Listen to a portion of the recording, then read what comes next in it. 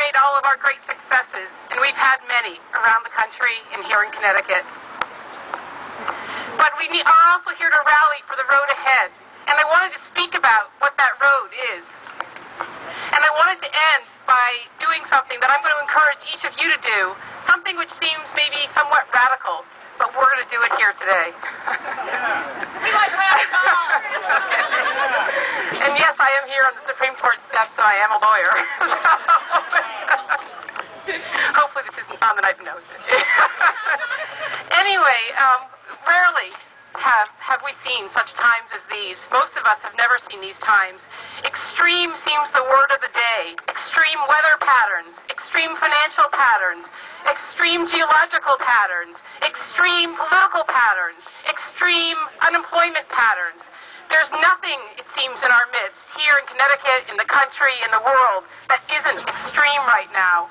And so what I encourage all of us, as we rally and decide on what our path will be in the road ahead, I encourage all of us in the Tea Party movement to make a pact amongst ourselves to be cool-headed, to be people of conscience, to be people of compassion, to be people of the Constitution.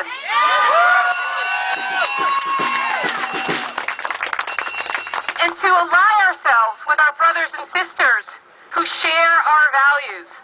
Now, we all know the sad history of the church. And Malcolm and I, my husband and I, right now are reading about between the two world wars in Europe.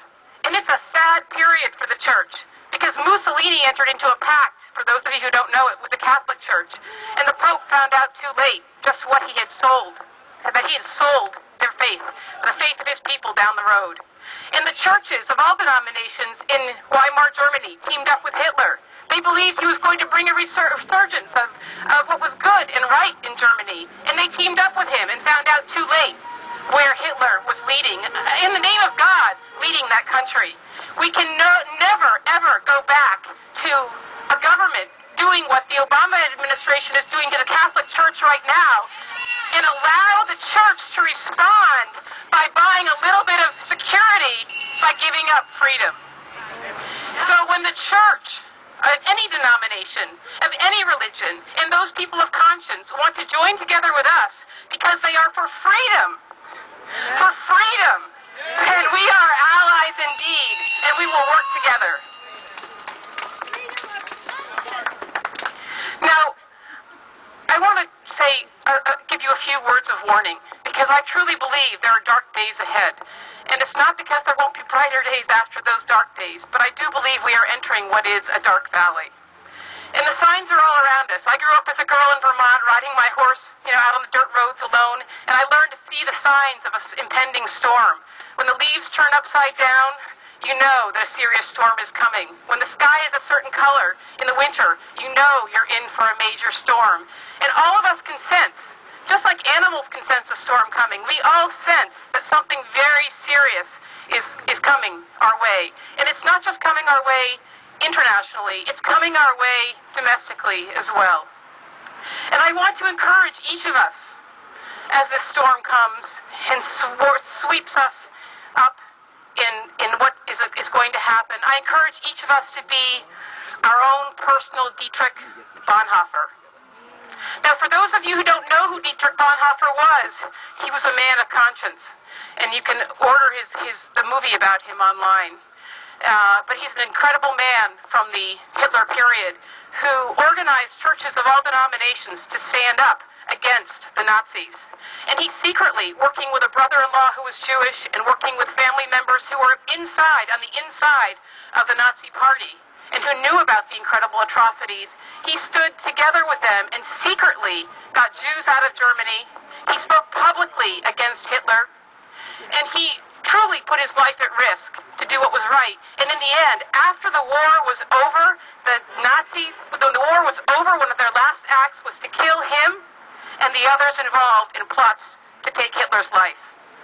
Dietrich Bonhoeffer was an amazing man and a hero.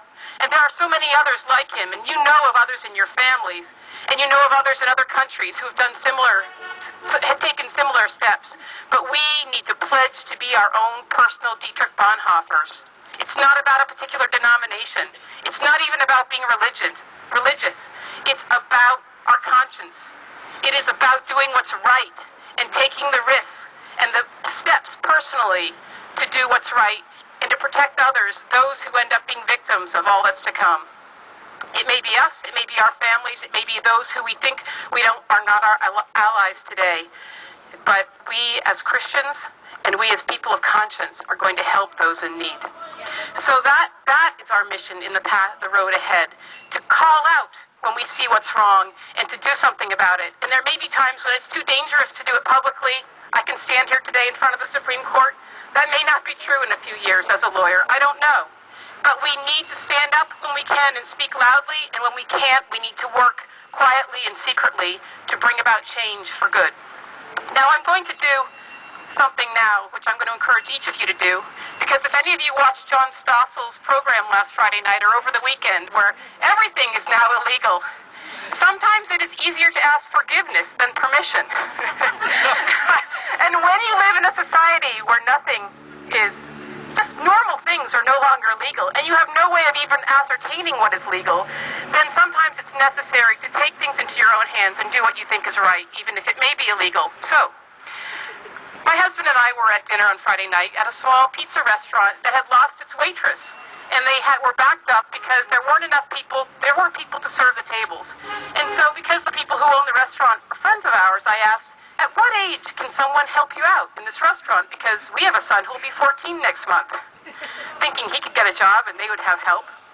And they said, oh no, that's too young. You're not allowed to work, even in an establishment that doesn't serve alcohol. You're not allowed to work at the age of 14. And we didn't know if that was right. So we sat there waiting for our dinner and did a little Google search.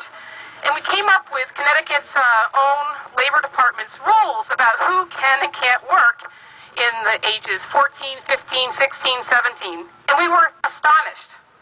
So let me just tell you that. I'm going to just open this up.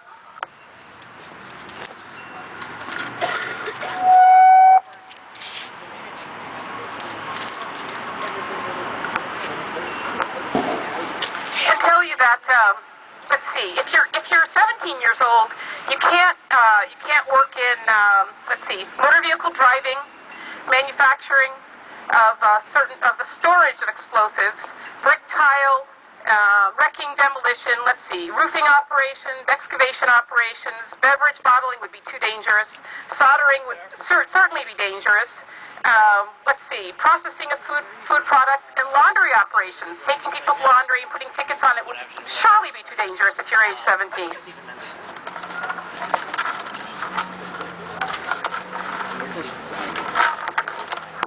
If you're age 14 or 15, food service is too dangerous. Recreational establishments, picking up golf balls, certainly has to be illegal in Connecticut. And the theatrical industry is obviously too dangerous, but of course you are allowed to act. So I am going to engage in the first act of civil disobedience that I've ever undertaken publicly, and I am going to tear up the Department of Labor's list of what our teenagers can and can't do. Because if I hadn't been able to mow lawns with a power mower, you can't ride a power mower in Connecticut at that age, at these ages, and if I hadn't been able to use a power mower, and if I hadn't been able to work before the hour of 7 o'clock in the morning, teenagers cannot work before 7 o'clock in the morning, if you haven't read these, nor after 7 o'clock at night. So if I hadn't been able to get up early in the morning and shovel snow and earn the money to buy my own horse at the age of 11, then I certainly would never have learned the work habits that made it possible for me to start my own law firm at the age of 35. So I would suggest that we all take out our personal version of the laws that we find incredibly offensive to the Constitution and to our freedom and tear them up and do what we think is right. Let the government turn around and sue us and prove to us that these laws are constitutional and go about doing what we know we should be allowed to do and not wait to get permission from the government. Here I go.